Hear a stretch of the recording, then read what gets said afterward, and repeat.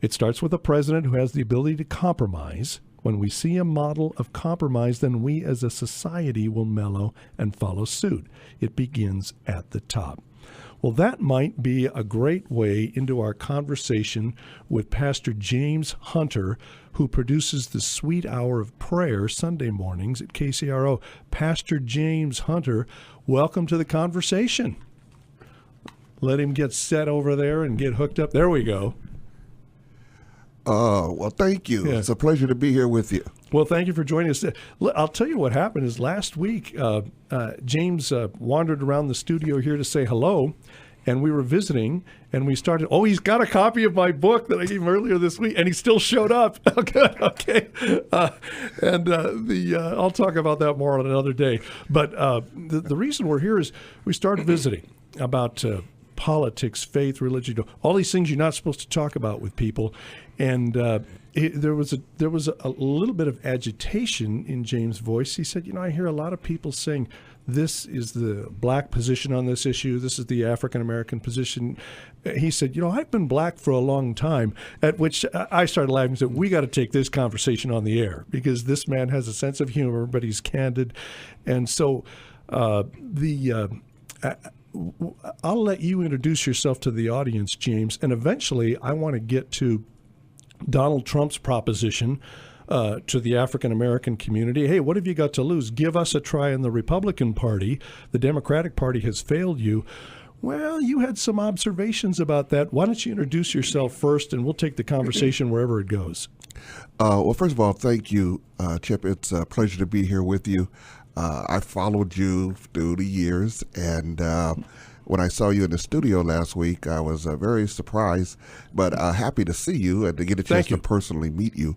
And so, as you indicated, I was looking for you because when we had ran into each other here at the studio, I didn't remember if I had told you my name, but I did. But we engaged in conversation. In the conversation, I'm James Hunter. I'm the co-pastor of Unconditional Love Worship Center here in Omaha.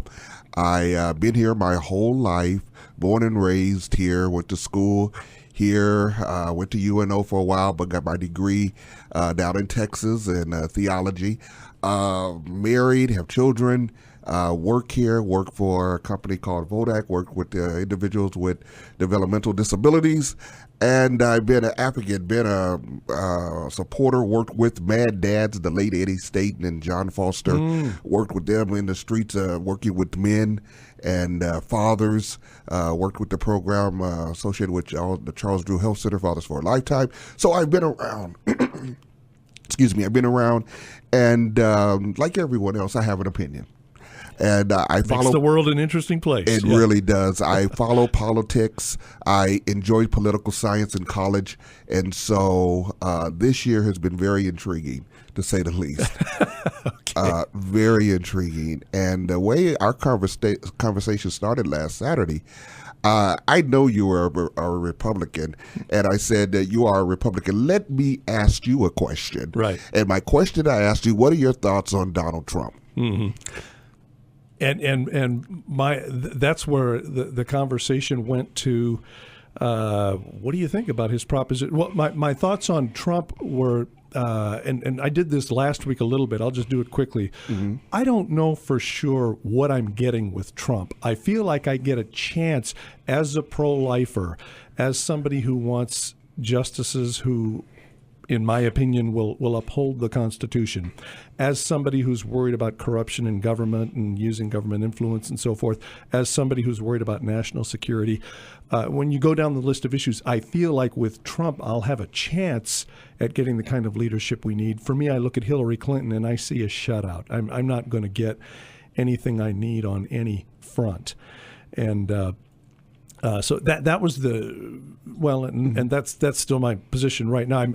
I'm warming up to Trump more as he starts to explain himself a little more and talk about some of these issues. And then I pitched the question to Pastor James Hunter. of what about his proposition to the African American community that why don't you give us a try in the Republican Party because the Democratic Party hasn't done anything for you? And you had an interesting response. You didn't trash it, but you also wanted to say, well, now, wait a minute. It's not as if we haven't had some experience with Republican presidential candidates and office holders before. Exactly. and I was insulted by that, what do you got to lose? Yeah. I have a lot to lose. If I put someone in office that doesn't believe in what I believe in, doesn't have the same values and morals that I do, I have a lot to lose personally. But I look at it, we've had the Republicans in office before over the entire country, over everybody, not just black people, not just white people, not just immigrants or Latinos. They were presidents over the whole United States, Republicans. Prior to our current administration with President Obama, there was a Republican in office. And what happened at that point in time? What did the Republicans do for blacks at that point in time? Well, if we look back at the economy sank. We went to war under a Republican administration, George Bush, who I personally admire and like as a human being. I wished I had the chance to meet him, but as a human being, I thought that his values lined up with mine. His morals lined up with mine, so I could appreciate former President George W. Bush as a Republican president. As a matter of fact, I voted for him, registered Democrat, but I vote independently. I vote the way a person what they stand for. Which I think is how most Americans vote. We're visiting with Pastor James Hunter. We've got to take a break, but we'll pick it up with him on the other side. I'm Chip Maxwell. This is Check with Chip on 94.5 FM, 1420 AM, The Answer.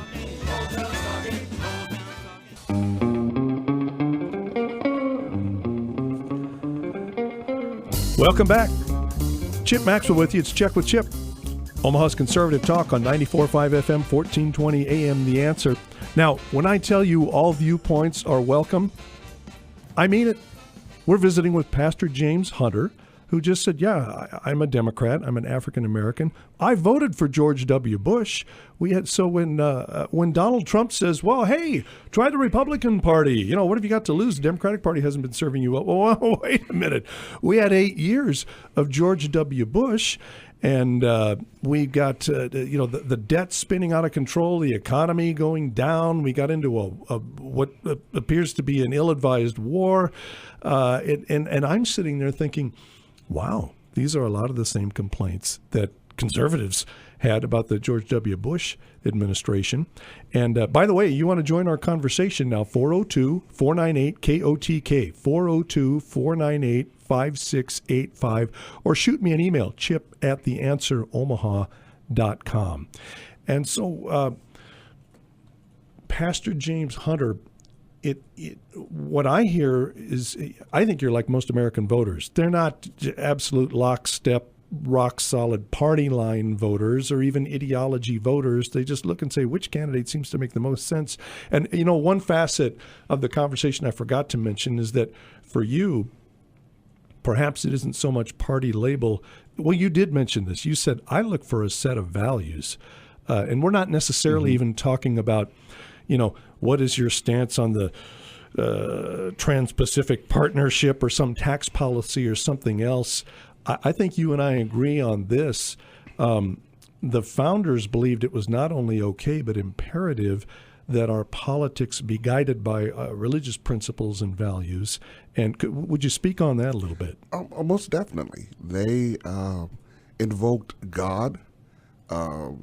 In a lot of the writings and the Constitution and everything that was written by our forefathers, they invoked God.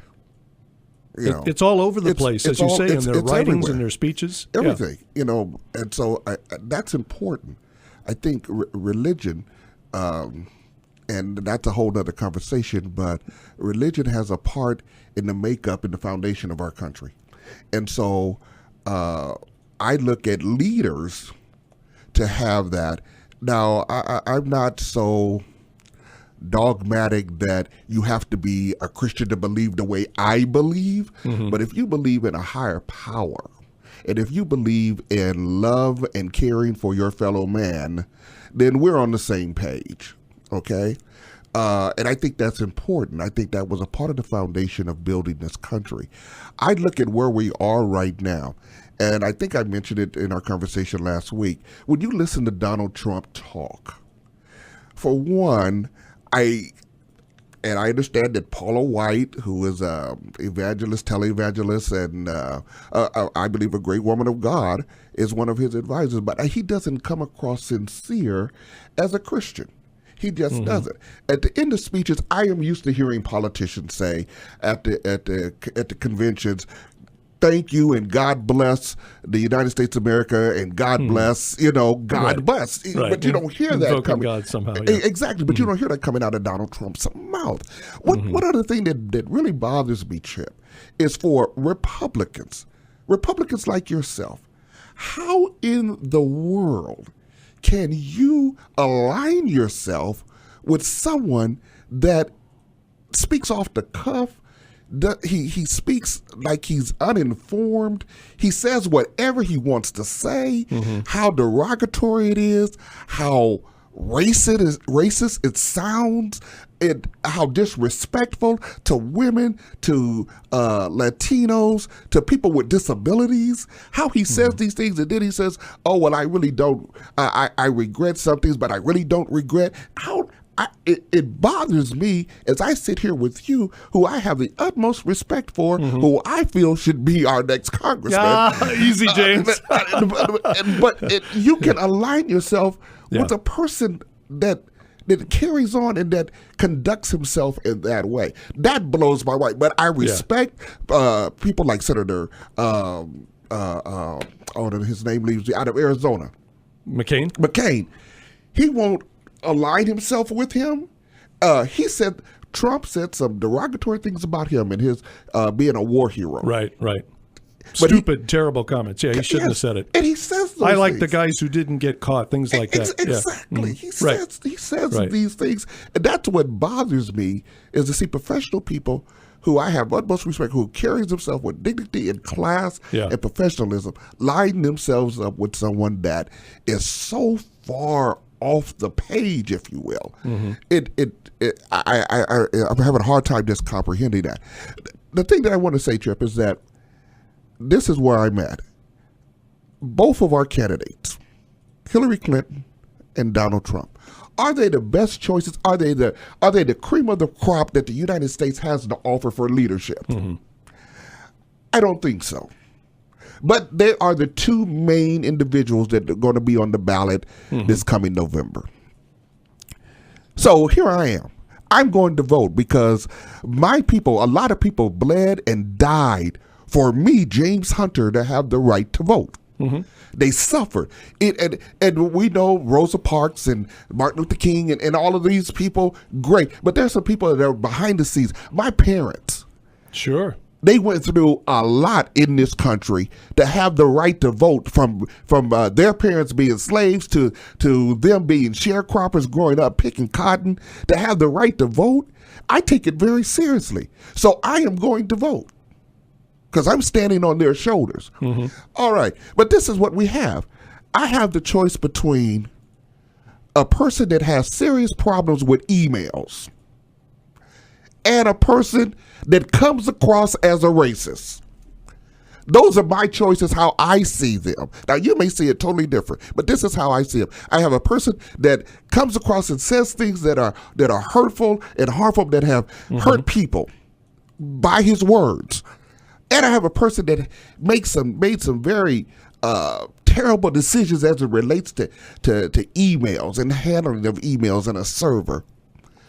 Who do I choose? Now, let me respond. First of all, I can't dispute anything you're saying about being clumsy and boorish and the way Trump has conducted himself.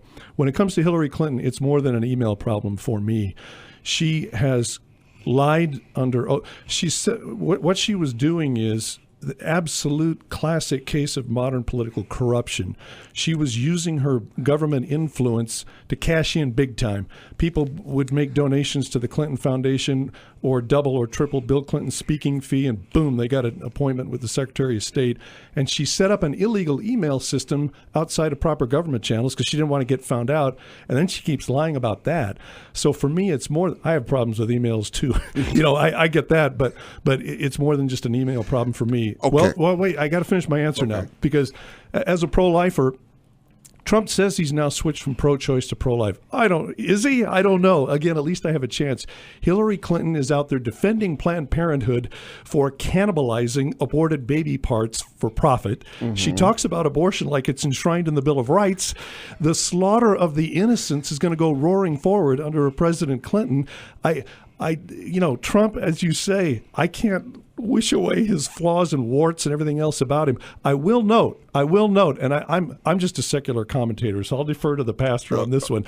My reading of the Bible shows me that God sometimes does use people we would consider enemies or adversaries to accomplish his will. Trump is the only way I see of trying to stop the American Holocaust that is abortion. So these are the kind of things that say, yeah, it's a heck of a position to be in, isn't it? Trump is bad, but Clinton's worse for me. Okay. So that's where I come down. I see Hillary is bad, but Trump is worse. Yeah. Okay. Yeah. So you got to weigh it out. Yeah. Politicians, except for you. I'm as flawed as the rest of them. No, I don't. I don't lie. Okay, thank you. I get in trouble sometimes for saying what I'm thinking, but that's one of the many flaws I have. I don't lie. Okay. So they all lie. I mean, if we would do an investigation and go and look at all of the things that politicians that have been in office for the last 10 years, from whatever level, from the federal level to the state level to the local level, you will find out that they didn't lie about something. What they said they were going to do during their campaign, and when they got in office, they flip-flop. We got it from President Obama, who wasn't for gay marriages, and now he's for gay marriages. Right. Pressure, society, groups. Now you have the right in this country to love whoever you want. All right. He didn't say that when he was running. He certainly did not. No, he did not at all. Okay, so. But politicians lie. So if we went back and look into the closet of every politician that's in office right now, you're going to find some things that you don't like. What they said, and they lie about it, they cheated, they do everything, all kind of things. So now we just got to weigh it out where we are. Is Hillary perfect? No. Is Donald Trump perfect? Heck no, in my opinion. Okay. Should he be the leader of the free world? No. Right. We're coming up on a hard break here. Sure. Pastor James Hunter, can I ask you to stick around for another segment? Sure. You got another segment in you? I'm really enjoying this conversation, but we've got to take a break right now. Let's get you updated on the news and the weather, and we'll come back for another segment with Pastor James Hunter. I'm Chip Maxwell. This is Check with Chip on 94.5 FM, 1420 AM, The Answer. This is 94.5 FM, 1420 AM, The Answer. Welcome back. It's Check with Chip. I'm Chip Maxwell. Check with Chip is part of your lineup of Omaha's conservative talk on 94.5 FM, 1420 AM, The Answer, 402-498-KOTK, 402-498-5685, to get in on the conversation we're having with Pastor James Hunter about all things race, religion, politics, all these things you're never supposed to talk about. We're mixing it all up, having a great, candid conversation. And Jeffy wants to join the conversation. Jeffy, welcome to the show. Thank you. Yeah, I just heard the pastor talk about you can't understand Donald Trump. There's racial elements to some of his rhetoric. And I was, for me, because I am a Trump supporter, but it all kind of stems from the globalization of America and the Republican and Democratic Party kind of dragging the American people who are, there's a large people who really don't like the globalization of America. And he was really outspoken and kind of, Donald Trump was kind of expressing himself in a politically correct way. And I think that's what America needs right now is some of these things could be interpreted as racial, that he said, but I think we've come to a point in America where our interpretation of racism is perverted.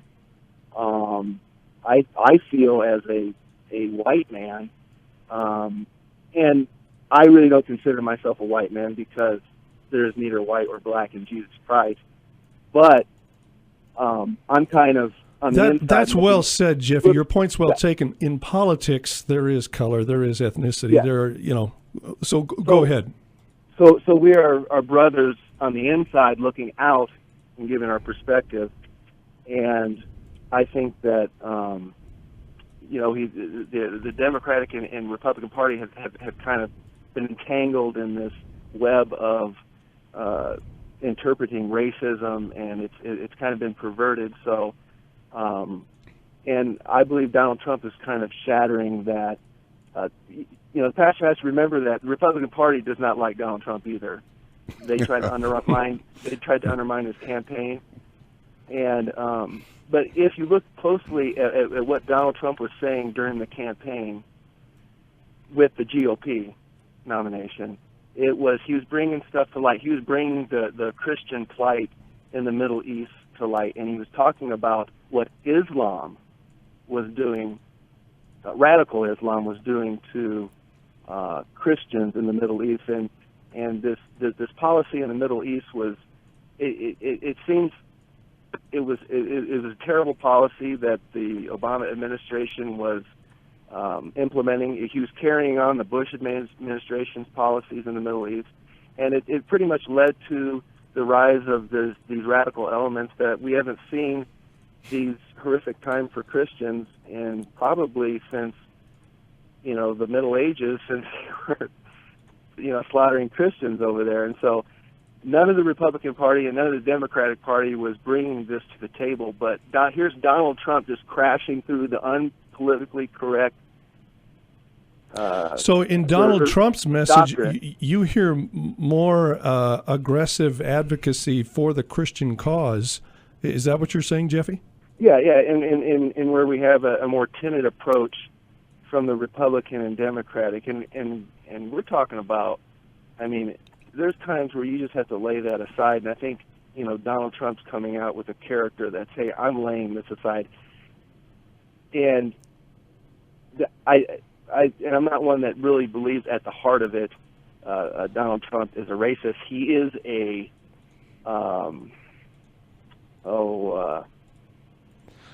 I have said things as a white man that turned out it was offensive to somebody of color, and I didn't even realize what I was saying was offensive. So, are you saying Trump is boorish and clumsy, but you don't really believe in his heart he's a racist?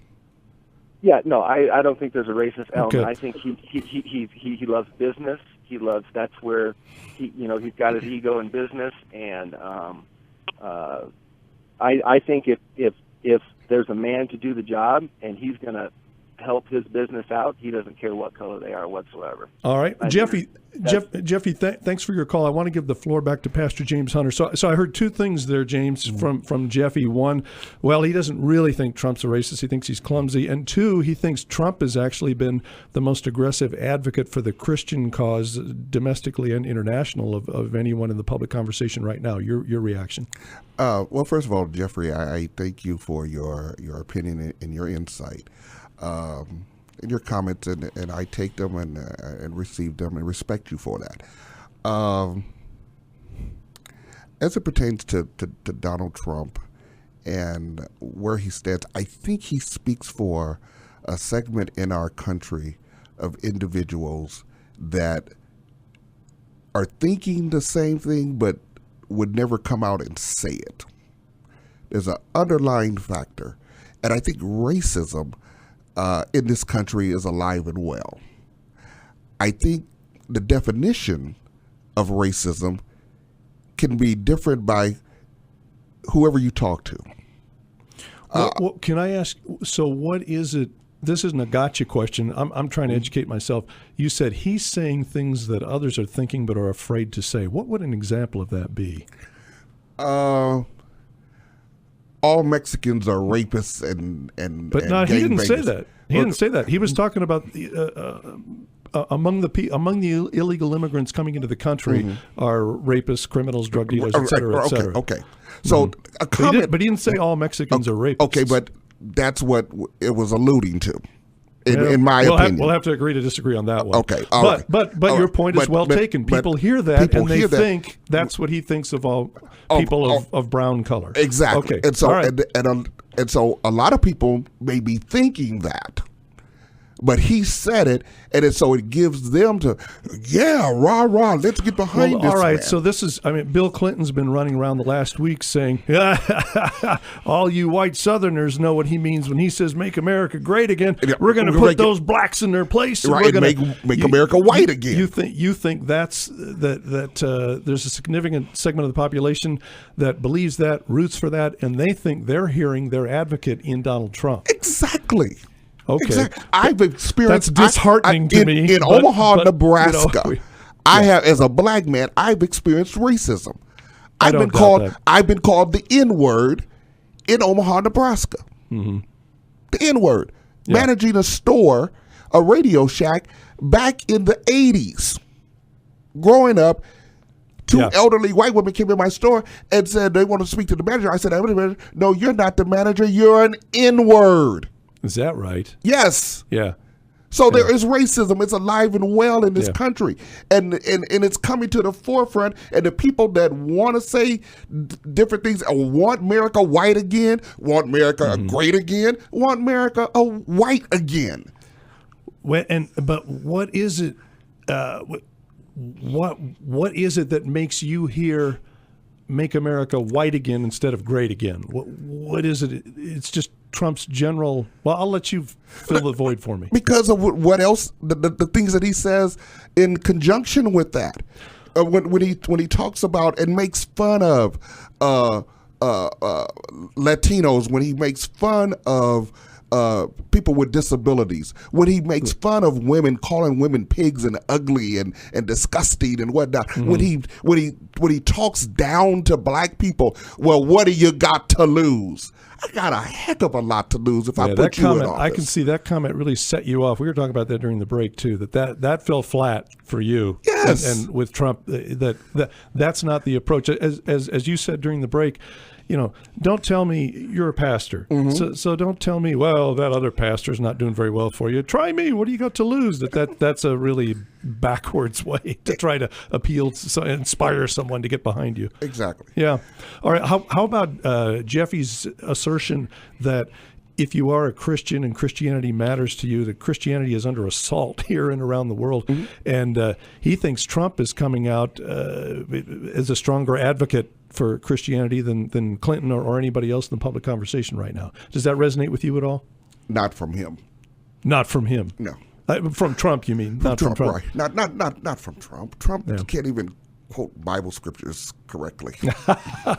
Please. Is it 2 Corinthians? Yeah, 2 Corinthians. Come on. Yeah. Now, I'll cut him some slack there, but you think it's a fraud. I think it's a fraud. I think some of his advisors would have told him to say some things and whatnot. I don't think he really cares about that. That's not on his. That's not one of his main. He's trying to reach out and appeal to the evangelicals. And when he says things like that, he gets their attention. Their antennas come up, and he gets their attention. Oh, well, he's talking about religion and Christianity. Oh, my. Well, he is a Republican, and Republicans' morals and values line up more so with the way Christians believe. So I think that's all a part of it. Now, he says he's not a politician, but he knows how to play a politician. Okay. He's an actor. He has a reality show. We're visiting with Pastor James Hunter, and I asked him during the break if I could bring this up. It kind of connects with the conversation we're having. It started with Colin Kaepernick, and now we've got professional athletes saying, I'm going to protest against the flag, against the national anthem, sit down, kneel down, whatever else it might be. Some of it, at least, is connected to the Black Lives Matter movement, and it's an expression of solidarity. How do you see this development? At first, I was a little taken back by it because I didn't know the reason why Colin Kaepernick was doing what he was doing. But after listening and reading and trying to follow the reason why he has a right as an American to stand or sit during the national anthem, and understanding his reasoning behind it, it's freedom of speech. You can do that in this country. We have a right to do certain things because it's in the Constitution. I was raised that you do things the right way. You don't necessarily try to shake the boat. You try to be peaceful and go along. But if you have a strong conviction about something, you stand up for what you believe. All right. Or you sit down for what you believe. Or you sit down, or you kneel down for what you believe. That's what makes this country so great. You can have the right. We have rights, and we can do things that doesn't necessarily flow with the way everyone else does it. It doesn't make it wrong, but it just seems so out of place because no one has ever had the nerve to really do that, except back in the 70s when the gentleman in the Olympics stood up and gave the Black Power sign. They didn't say anything, but it made a whole lot of white people mad. They thought it was disrespectful. No, they was just representing something that they believed in. That's what this country is built upon. Believe what you believe, stand for it, and fight for it if necessary. Not violent. Now, if the San Francisco 49ers, his team, or if the NFL said, you're fired, do you, what is your reaction? Because the Constitution says the government can't inhibit your right to free speech. It doesn't say that an employer can't say, well, you're not doing that on my time, on my dime. Well, and that's true. That's a whole nother different avenue to go down.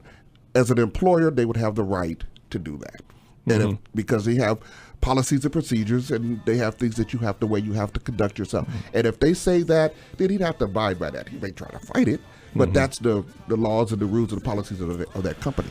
Pastor James Hunter, I'll tell you what, we have to take another break. I'll let you go for today if you promise you will circle back and visit with us again. We have a deal?